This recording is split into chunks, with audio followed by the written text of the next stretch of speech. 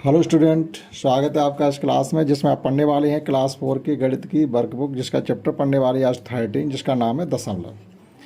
ठीक, दशमलव के बारे में आप सीखेंगे कि दशमलव का प्रयोग हमें संख्याओं में क्यों पड़ता है। दशमलव को हम डेसिमल भी कहते हैं, पॉइंट भी कहते हैं, वो इंग्लिश में कहते हैं। आप हिंदी मीडियम की बुक पढ़ रहे हैं तो दशमलव भी कह सकते हैं, पॉइंट भी कह सकते हैं, जो चाहो कह सकते हैं, आना दोनों ही चाहिए। तो जैसे रुपये और पैसे को एक साथ हमें व्यक्त करना हो तो हमें दशमलव की जरूरत पड़ती है। एक बड़ी यूनिट हो और एक उससे तुरंत छोटी यूनिट हो, और उन दोनों को आपस में अगर हम डिनोट करना चाहते हैं, शो करना चाहते हैं, जैसे अभी हम लिखना चाहें कि 5 रुपये 5 पैसे, तो हमको इस प्रकार से लिखना पड़ेगा, पॉइंट लगा करके 05 लिख दो और यहाँ पर रुपये अगर आपने लिख दिया तो इसका मतलब ये है कि ये 5 रुपये ये 5 पैसे हो गए। हमने पॉइंट 0 क्यों लिया ये? अगर हम 5 रुपये 50 पैसे लिखना चाहें तो कैसे लिखेंगे? तब हम लिखेंगे 5 रुपये 50। अगर आप यहाँ इधर 0 ना भी बढ़ाएं तब भी कोई दिक्कत नहीं, आप 0 बढ़ा दें तब भी कोई दिक्कत नहीं, और रुपये अगर लिख दिया तो इसका मतलब हो गया 5 रुपये 50 पैसे। इसी प्रकार से किलोमीटर, मीटर को, सेंटीमीटर, मिलीमीटर को, इन सब चीज़ों को डिनोट करने के लिए हमें पॉइंट की ज़रूरत पड़ती है। एक बड़ी यूनिट उससे तुरंत छोटी वाली यूनिट को हमें शो करना है तो हमें पॉइंट की आवश्यकता पड़ती है। तो देखिएगा, चलते हैं इसमें, थोड़ा बहुत ज़्यादा कठिन नहीं होगा, आपके स्तर का आसान सवाल है। तो देखिएगा, फर्स्ट क्वेश्चन दिया गया, नीचे दिए गए चित्र को देख करके खाली जगह भरनी है। ये खाली जगह भरनी है। 3 सवाल इससे संबंधित हैं।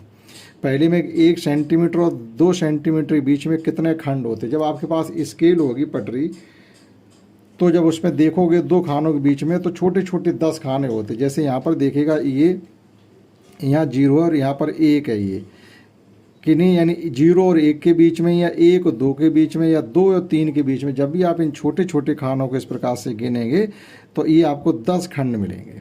यहाँ बीच में एक ये लगा हुआ, इस पर कुछ नहीं लगा, इसका मतलब है ये आधा हो रहा है। तो 1 और 2 के बीच में ये आधा हो रहा है। यहाँ से यहाँ तक देखो 1 2 3 4 5 और 5 इधर, तो 10 हो जाएंगे। ठीक, तो किन्हीं 2 नंबरों के बीच के अगर हम खंड गिनेंगे तो हमेशा 10 मिलेंगे। अब फुट स्केल पर दिखाए गए प्रत्येक माप के बीच में खंड, प्रत्येक माप के बीच में खंडों की संख्या भी 10 ही होती है। ठीक, चाहे कैसी भी कह लीजिए आप। दी पेंसिल की लंबाई 9 सेंटीमीटर, यहाँ पर ये देखो पेंसिल इसके ऊपर छपी है, इस पेंसिल की लंबाई देखो यहाँ तक हो जाती है 9 सेंटीमीटर, ये 9 लिखा हुआ है, और उसके बाद के होते हैं मिलीमीटर। तो मिलीमीटर कितने हो रहे हैं? 1 2 3 4 मिलीमीटर की सीध में है। तो इसकी जो लंबाई है 9 सेंटीमीटर, और कितने खंड हैं? तो 4 खंड हैं, यहाँ पर लिख दीजिएगा 4 खंड। तो जो 4 छोटे छोटे खंड हैं वो ही मिलीमीटर कहे जाते हैं। अब मान लीजिए इसको एक साथ हमें लिखना होता तो हम इसको इस प्रकार से लिख देते, 9.4 सेंटीमीटर। तो इसको कैसे पढ़ा जाएगा? 9 सेंटीमीटर 4 मिलीमीटर है, ये इसका मतलब ये। अब यहाँ पर हमने 0 क्यों नहीं बढ़ा? क्योंकि 1 सेंटीमीटर में 10 मिलीमीटर ही होते हैं, तो 10 से ज़्यादा मिलीमीटर हमें शो करने ही नहीं होते हैं। तो आप चाहो तो यार 0 यहाँ भी बढ़ा सकते हो, कोई दिक्कत नहीं, 0 बढ़ा दो, 9.404 सेंटीमीटर। ठीक, अब देखिएगा इसमें दूसरा क्वेश्चन क्या है। दूसरा क्वेश्चन यहाँ पर इस प्रकार से है ये कि इस पेंसिल की लंबाई कितनी है मिलीमीटर में बताने। देखो ये बहुत छोटी सी पेंसिल यहाँ रखी हुई है, और 1 से लेकर के 5 तो पूरे हो रहे, 1 और, यानी 6 मिलीमीटर। आप इसमें लिख दीजिएगा 6 मिलीमीटर है, और इसकी खाली जगह ई है। कील की लंबाई 2 सेंटीमीटर और कितने मिलीमीटर? देखो 2 सेंटीमीटर तो यहाँ तक कंप्लीट हो रहे, और मिलीमीटर 9 हो रहे। 1 मिलीमीटर अगर और होता तो हमारा पूरा 3 सेंटीमीटर हो जाता, क्योंकि 1 सेंटीमीटर में जो है वो होते हैं 10 मिलीमीटर। ये हमको माप ध्यान रखनी है। ठीक, तो ये क्वेश्चन था 2 और ये क्वेश्चन था 3। अब देखिएगा क्वेश्चन 4 में हमसे कहा जा रहा है इस भिंडी की लंबाई सेंटीमीटर और मिलीमीटर। तो ये एक भिंडी दी गई जिसकी देखो शुरुआत कहाँ से हुई, इन्होंने पहले ही 1 सेंटीमीटर तो इधर छोड़ दिया है, इसका भी ध्यान रखेंगे।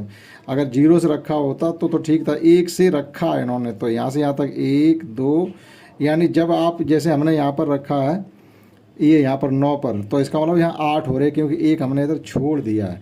तो देखिएगा 1 2 3 4 5 6 7 8 सेंटीमीटर है, और देखो यहाँ पर आ रहा है ये, इसकी सीध में आ रहा है ये 4 पे आ रहा।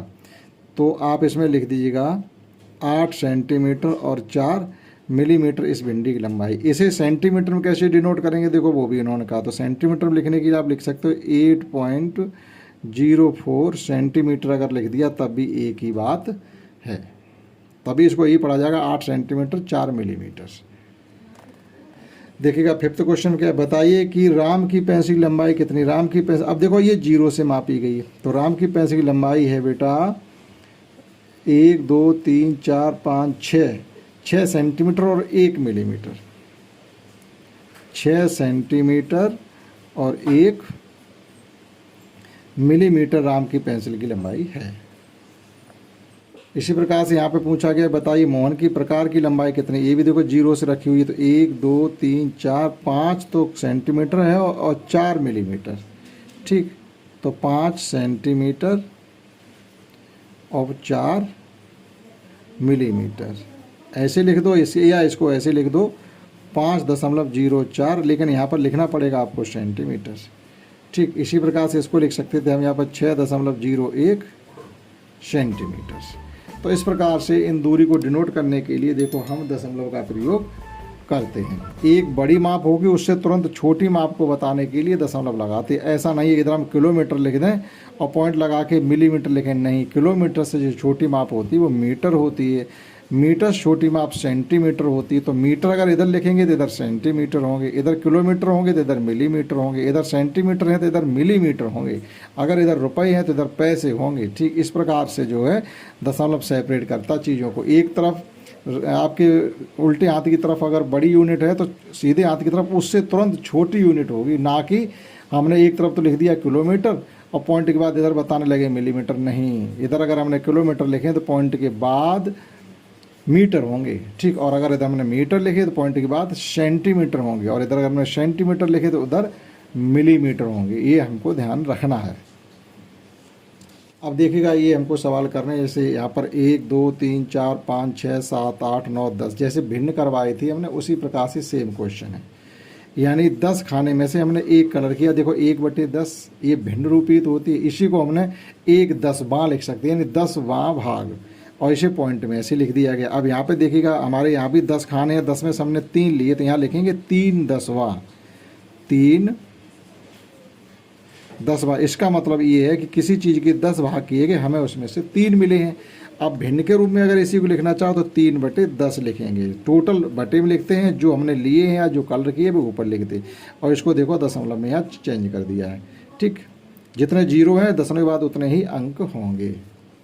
इसी प्रकार से एक और यहाँ देखो हमने पूरे 5 लिए, तो यहाँ लिखेंगे 5/10वां, 5/10वां और 5/10। अब इसको भिन्न रूप में लिखना चाहो तो 1 जीरो है तो पॉइंट के बाद एक अंक हमारा होना चाहिए, जो कि 5 ही हो पाएगा, और कोई जीरो बढ़ाने की जरूरत नहीं। अब यहाँ पर दशमलव संख्याओं को शब्दों में लिखना है, जैसे यहाँ 63.07 दशमलव के बाद संख्याएं अलग अलग पढ़ी जाती हैं, क्योंकि उनकी वैल्यू जो हम बोल देते हैं वो नहीं होती है।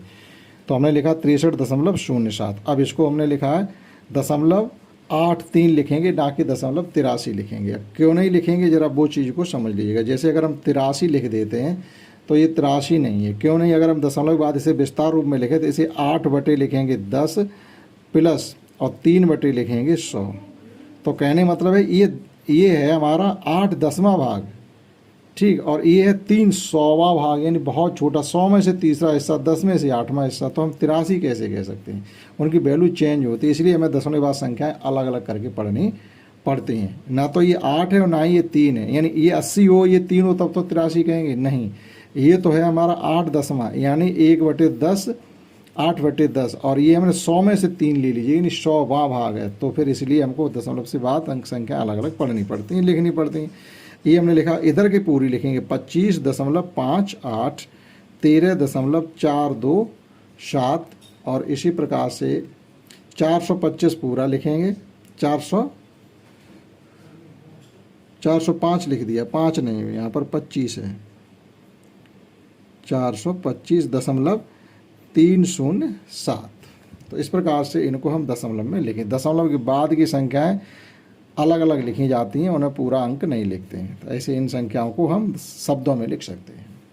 और यहाँ पर शब्दों में संख्याएं दी गई हैं, हमें वापस दशमलव में लिखना है। तो एक इन्होंने 69.09 लिख दिया, 7.83, तो 7.83, 0.61, 0.61, 530, तो पहले लिखेंगे 530.45, और 615.793।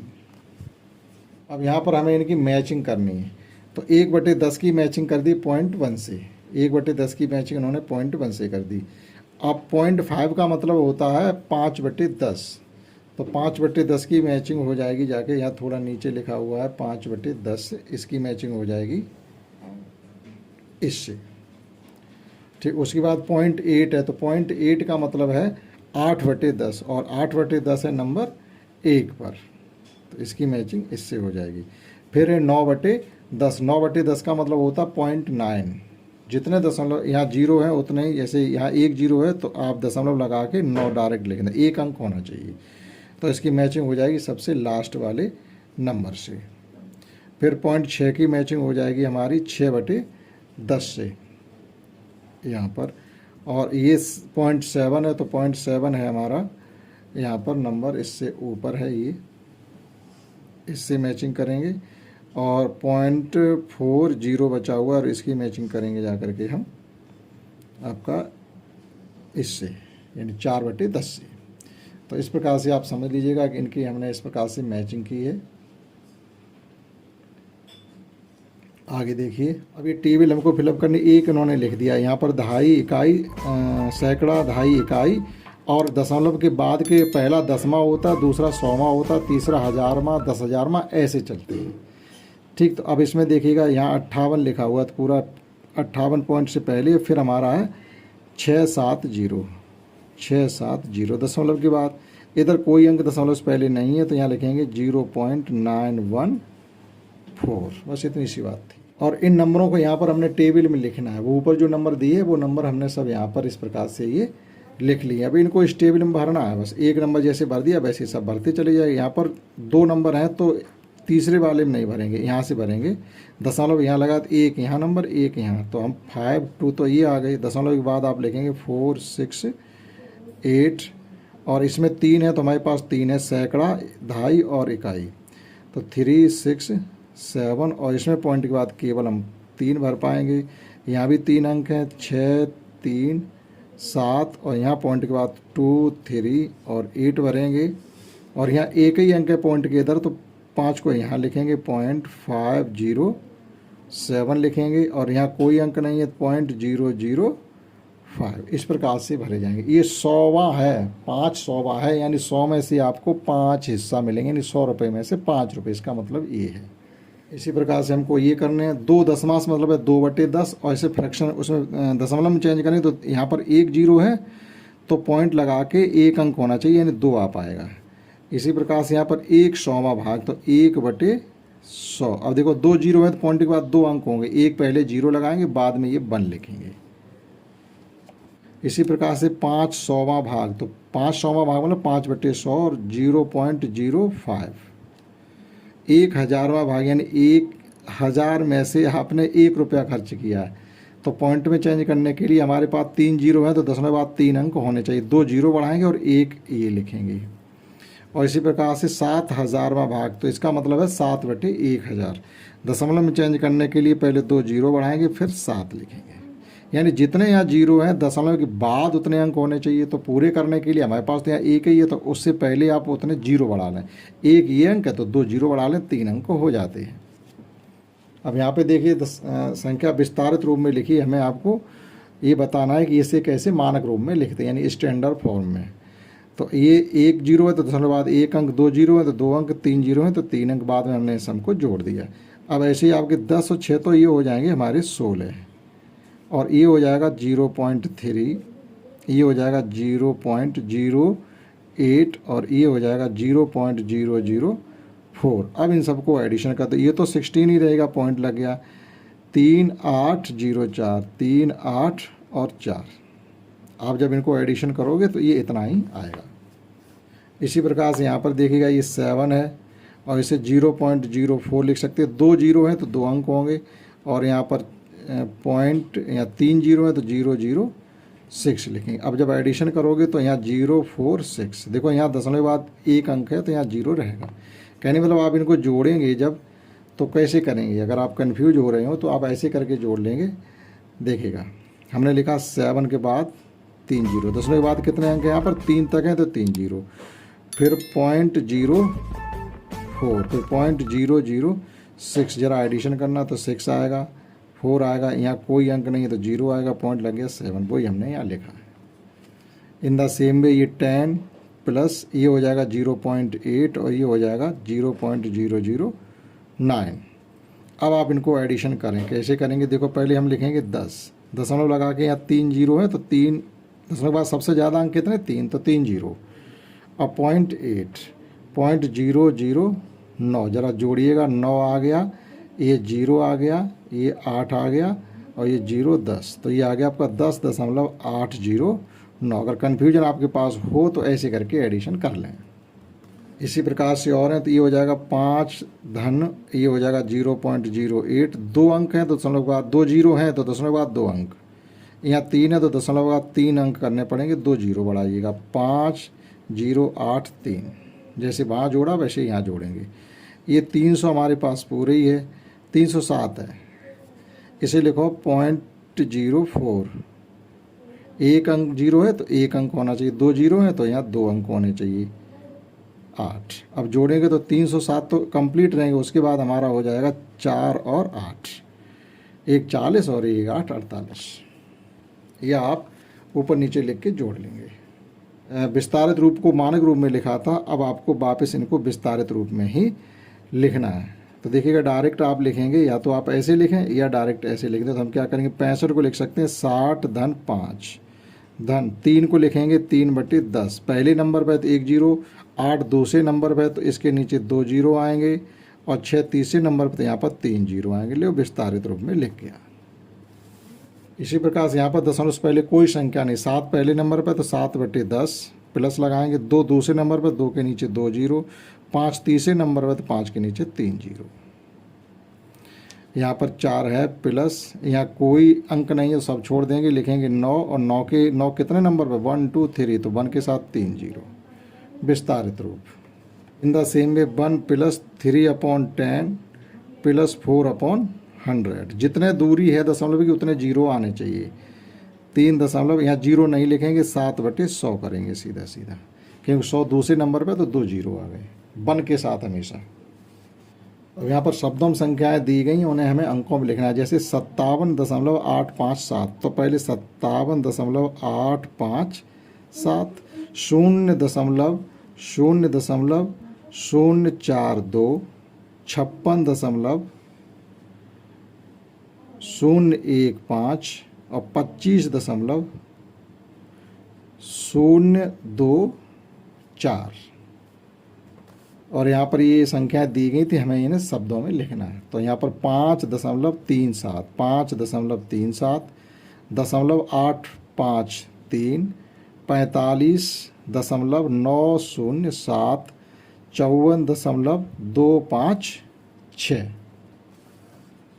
और अंतिम क्वेश्चन ये है कि दशमलव संख्याओं को भिन्न के रूप में लिखना है, यानी भिन्न रूप से मतलब विस्तारित रूप एक तरीके से। तो ये 40 को लिख सकते हैं, 47 को लिखेंगे 40 + 7 धन, यहाँ पहले नंबर पर कोई अंक नहीं, फिर लिखेंगे 6 दूसरे नंबर पर तो 2 जीरो आएंगे, 3 तीसरे नंबर पर तो यहाँ पर 3 जीरो आएंगे, और लास्ट है 90 को 90 ही रहने दीजिएगा, प्लस यहाँ कोई अंक नहीं, जीरो को लिखेंगे नहीं, 8 दूसरे नंबर पर तो 2 जीरो और 7 तीसरे नंबर पर तो 3 जीरो, ये हमारा भिन्न रूप में लिख गया। ठीक, वैसे ये विस्तारित रूप में एक इन्होंने भिन्न रूप बताई, तो भिन्न रूप एक दूसरा भी है, उसे भी समझ लीजिएगा। ये आपने ये कहा, ये तो विस्तारित रूप हो गया। वैसे ये भी संख्या भिन्न रूप में आ गई। अगर आप चाहो तो इसको ऐसे लिख लेंगे, 47.063/1 लिखेंगे, दशमलव के बाद कितने अंक थे 3 जीरो, एक ये भी इसका भिन्न रूप है। यहाँ लिखेंगे 90.087, दशमलव हटा के लिख रहे हैं हम। अब यहाँ दशमलव के बाद 3 अंक थे तो 1 के साथ 3 जीरो, ये भी हमारा भिन्न रूप है। ठीक, 2 में से कोई एक आप लिखें, वैसे भिन्न रूप ये नीचे वाला माना जाएगा। तो इस प्रकार से ये चैप्टर भी कंप्लीट हमने आपको पढ़ा दिया, जो कि दशमलव की जानकारी था। आशा करता हूँ समझा होगा। इस क्लास में इतना ही, दैट्स ऑल।